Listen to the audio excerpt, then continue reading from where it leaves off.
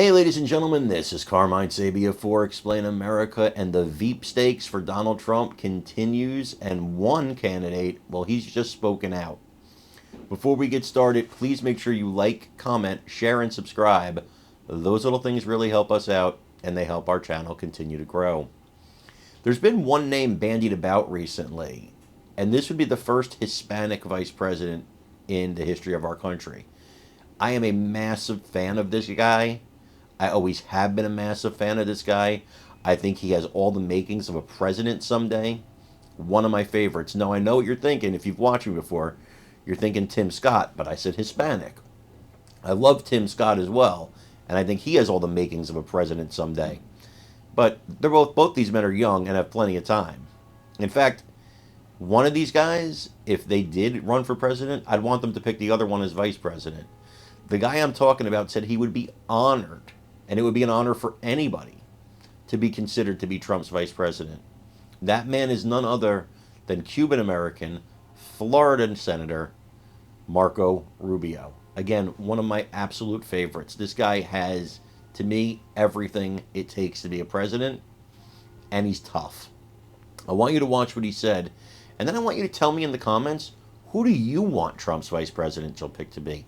Every time I ask this question, you guys give me the greatest answers, people that I'm not even thinking of. I love to read them, so please, please let me know. As always, like, comment, share, and subscribe. I'm Carmine Sabia for Explain America. We love you guys. God bless you. Take care, everybody. I want to turn to politics. There was some reporting this week that you are possibly under consideration to be Donald Trump's running mate. I don't put a lot of stock in this reporting right now. We're early.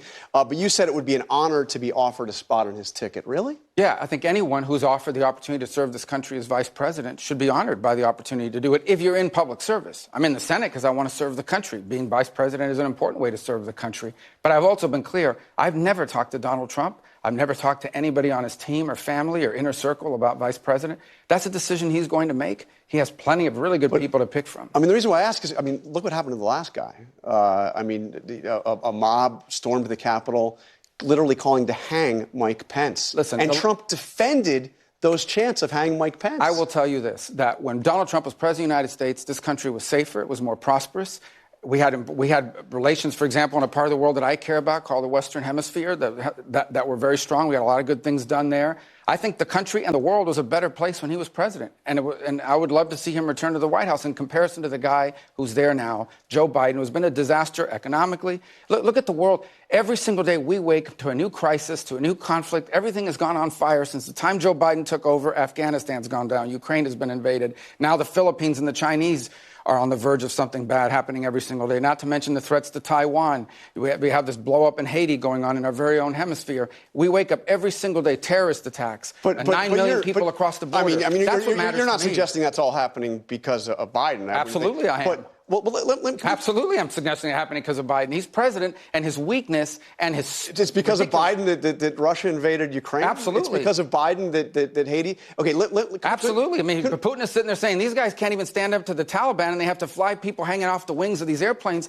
Now's the time to go. Trump's the one saying suggesting that there should be a deal that effectively gives Putin what he wants in Ukraine. But can we take a quick... That's not true. What he has said is he wants the conflict to end, which is striking to me that people... Why wouldn't people want peace? What I've said is there is going to be a negotiated... So Russia's not going to take all of Ukraine. And Ukraine's not going to push Russia back to where it was in 2014. I want Ukraine to have the upper hand in any negotiation.